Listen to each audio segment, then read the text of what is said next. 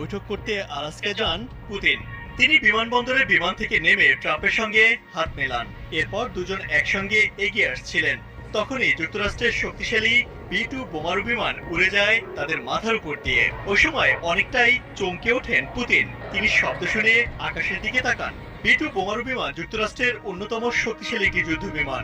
এটি অন্য দেশের প্রতিরক্ষা ব্যবস্থা সহজে ভেদ করতে পারে। চলতি বছরের জুনে ইরানের ফোর্দো সহ অন্যান্য পরমাণু কেন্দ্রে হামলায় যুক্তরাষ্ট্র এই বিমানই ব্যবহার করেছিল। 22 সেকেন্ডের একটি ভাইরাল ভিডিওতে দেখা যাচ্ছে দুই প্রেসিডেন্ট লাল কার্পেটের উপর দিয়ে হেঁটে একটি স্টেজের দিকে আসছিলেন। এ সময় B-2 বোমারু বিমান সঙ্গে যুক্তরাষ্ট্রের আরো কয়েকটি যুদ্ধ বিমান আকাশে উড়ে যায়।